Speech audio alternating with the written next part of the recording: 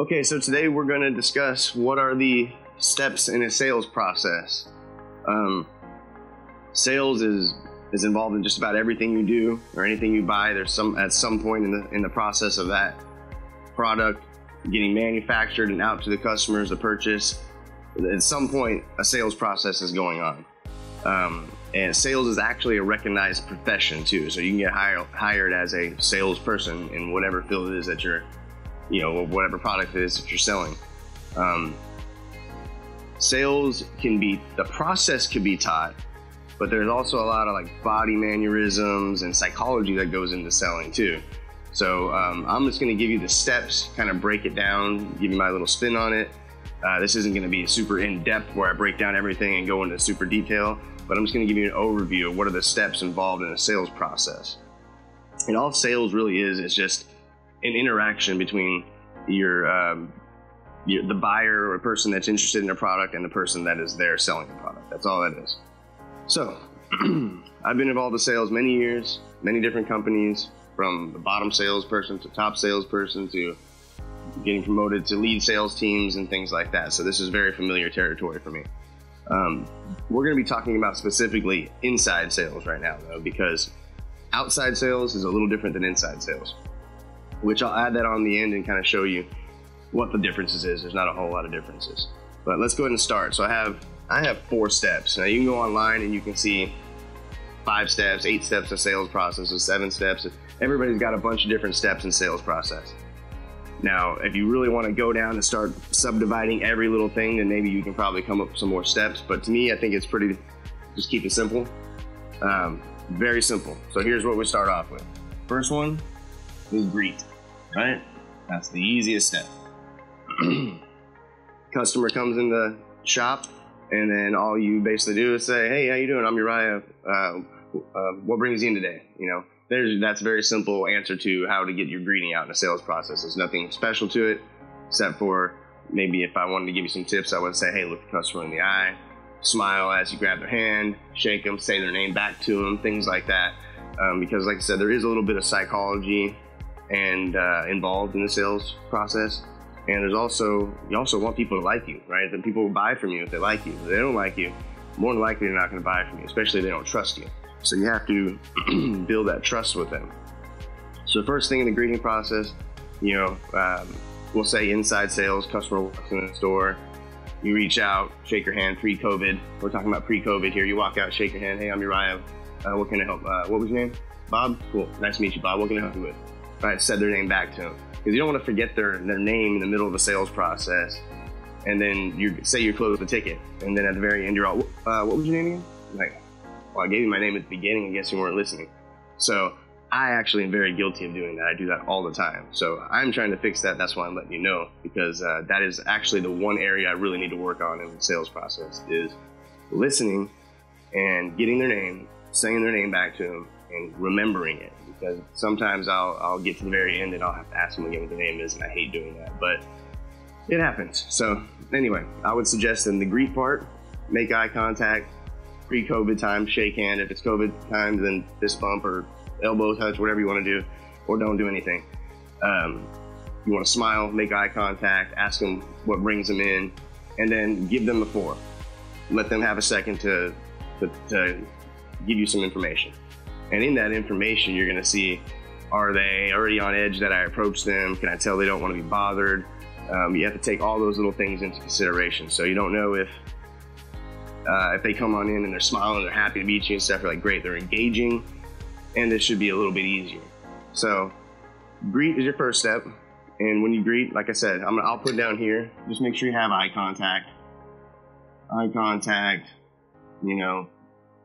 handshake if you want to do that or whatever, handshake or other, whatever.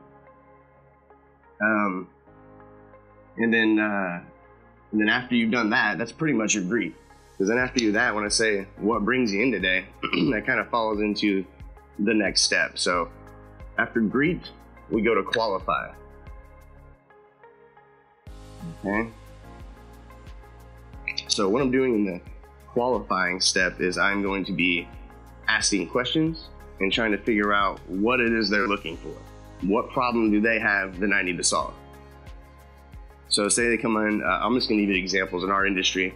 Obviously, a lot of people who follow our other YouTube channel, Guardian Safe and Lock, know that we're a locksmith security company. So we do a lot of different things in security, not just locks and safes. So in qualifying, what you want to do is ask open-ended questions and things like that. So let's say they come in and they're looking for a safe, right? Say, oh, we're sitting here, we're looking for a safe. Oh, okay, who are you looking for a safe for? I need to know who is this going to be for? I need to know who it's for first before I can do anything. So, oh, it's going to be for me. Well, let's say he doesn't give me any information. Oh, it's going to be for me. Sometimes you have to pull that information out of them. So that's what the qualifying step is. This is one of the longest steps because you're going to dig and dig and dig until you find out everything they need. And then we'll go into the next step after that. So what kind of safe are you looking for? Oh, I already know he's looking for a safe for him. So I just ask that. And then I say, okay, well, what kind of safe? What are you going to put in it? Qualifying questions, right? I'm trying to get to the bottom of this until I get a clear-cut example of what I want. And once I know, not what I want, what he wants. So once I know what the customer wants, then it's a lot easier for me to sell. Because if I don't know what he wants, then I don't know what to sell him. I can sell him anything, right? So at that point, I'm going to be qualifying and asking questions. So I'll be like, okay, so what are you going to put in it? I'm going to put some guns in it. Okay, talking about pistols? We're talking about rifles? What are we talking about here? Oh, I got 3 or 4 pistols. How many rifles? Yeah, I got about 8 rifles. Okay, 8, 9, 10, 11, 12. Okay, so about 12 guns. And then at that point, I say, okay, what else are you gonna put in there? Any ammo or anything? Sure, we also need some room for ammo. So then I would just go find a gun safe or whatever that's appropriate to the amount of guns that he wants, and that can hold the ammo and guns that he wants, and then start presenting, start qualifying again, start showing him, well, we have this line, this line, this line. And that's when, after you qualified and you asked open-ended questions,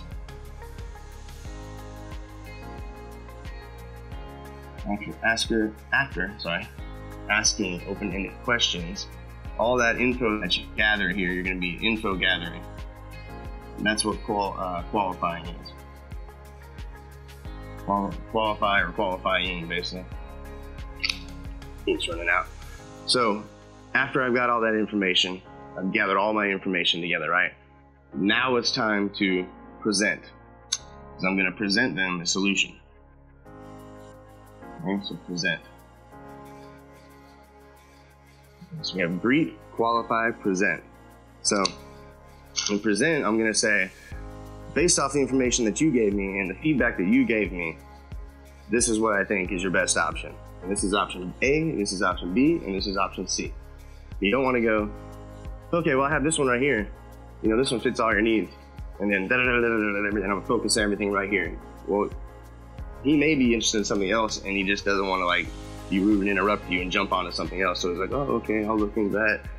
And so you have to read that body language and the feedback that you're getting from him. And then always present them with, I'll write this down, present with multiple solutions if possible.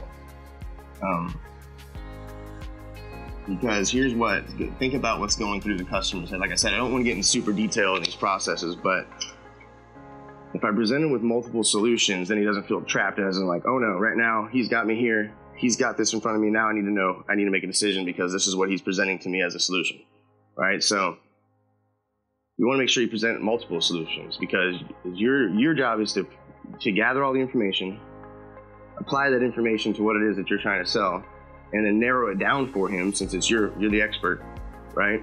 And then say, here are some options. And there's this option, good, better, best. Usually I kind of do a good, better, best. I could put that in here too.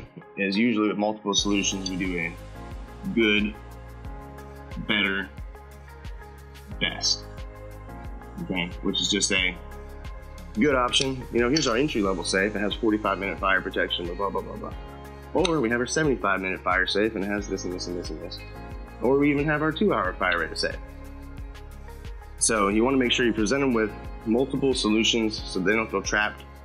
And then let them, they'll start moving towards the safe they want.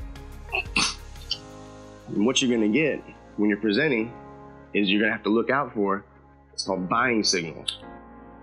So I'll write that right here. So buying signals. So let me Grab a drink here real quick. All right. So buying signals. So say I'm looking at the safe and I'm the customer and I'm going, yeah, I really like how this fits here. That one doesn't have that, but this one does. Well, right away I can just tell he's kind of like said, well, that's not what I'm looking for, but this does have what I'm looking for. He gave me a signal that this is the one he's really interested in.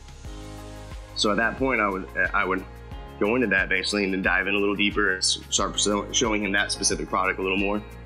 And then you're always going to be working to, after you present a solution and after you kind of get a buying signal, it's almost like a fish on a hook, it hooks on a little bit, then you know, okay, he's ready, he's already taken the bait a little bit to taking a step forward, like, oh, this will look great in my room, or whatever he may say. Those are those buying signals, and that's giving you a hint, like he's walking towards that decision of making that purchase. So the final step would be close, right? So you narrow it down. A lot of people get to this step and then they just sit here. I see sales people do this all the time. He's sitting there and he's looking at it, and then the customer's looking at it, and you tell he's like right at that spot where it's just like, okay, I'm ready to take it. But the sales guy just doesn't know how to say, is that one going to work for you? Is that the size you want? I can get you, you want me to get you the price on it real quick with tax, and delivery and bolt down? We can deliver the safe, we can bolt it down for you. Let me get you that price all together. And then I'm taking him to the next step now, actually, of saying, here's the final price. You want it? Yeah, that's basically what the close is. So on the close, just asking for the sale is the biggest thing that most people have a problem with, which I don't get. I don't understand. For me, it comes naturally, but some people it doesn't. So I would just say you got to make sure, ask for the sale. Sounds very simple. It is very simple. You just need to do it.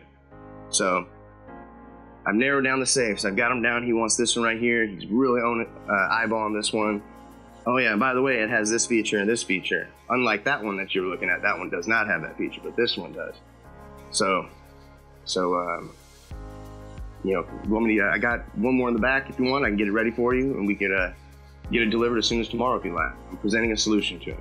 All I'm doing is I'm presenting a solution. I'm presenting the option, trying to close it. So say we're right there at the decision making, or I've already presented him the solution, and then he goes, but I wish this one had an extra shelf in it, or something like that. Well, then you're not closing anymore. You go right back up to present. Now I'm gonna go, oh, cool. Actually, yes, I have some in the back. Let me show you one real quick. Yeah, here's one of the extra shelves. Look, you can put it in right here. Here's the little tabs that come with it. You can pop that in and put it right there. If you need any more shelves, I could order some too and have them shipped to your house after you purchase the safe. Okay, so right there, after I just said, if you want to order some, I could get those for you and have them shipped out to your house, after you get the safe. Went right back to close. So basically, open-ended. Do you want it? But I didn't say it, but I basically said, if you want, I can get those shelves and have it shipped out to you, after you get the safe in your house. And I left it kind of almost a question of, do you want it? But I didn't say it. But I let on that I was trying to close, basically. So and then he goes, yeah, but I just don't know if this will fit. Well, where are you going to fit it at? Oh, it's going to fit in there between my dresser and the sofa. Okay, how much room do you have to work with? Well, I said I had 22 inches. You can get a tape measure. Yep, it's gonna work, it'll fit, perfect. Now he just had an objection, which was that question. And then I just said, fit, it works, get it out of here. So now there's no more objection. So then I went right back to the close. So you're gonna go back and forth. Good salespeople can always go to close and then back to present and back to close. And sometimes you'll have a wife or a brother or a sister or somebody other decision maker, and they'll come in a situation and say, yeah, but you don't need that, you need this and that, and then throw a wrench in your whole sales thing. That happens all the time also. So, and if that happens, and then they go, oh, you're right, that may not fit in there. I didn't think about that. Thanks for bringing that up. I didn't think about that. Well, if they say that, so I guess that won't work. Okay, so now we're going all the way back up here, right back to qualifying again, because that wrench was thrown in the situation. And now I have to qualify again and say, well, based off the new information I have, here's a new set of solutions that I'm going to present to you. And then I present all the solutions. And then I start closing, right? Did you want this one or this? Did you want it this size or that size? No, I really like the 45-minute fire protection. Cool. Don't worry about those then. We got these. And I narrow it right back down, and then So I guess this fits in your, and I'll even go over his things. So it fits where you need it to fit, it's the right color, holds the right amount of guns, has the right fire protection. Anything else you needed to know in the safe? Seems like it's a pretty good fit. Yeah, it is a pretty good fit. Cool. Let me go get you a price real quick. I'll get you the price with tax on it, service call and delivery, and bolting the safe down for you real quick. Let me go get that.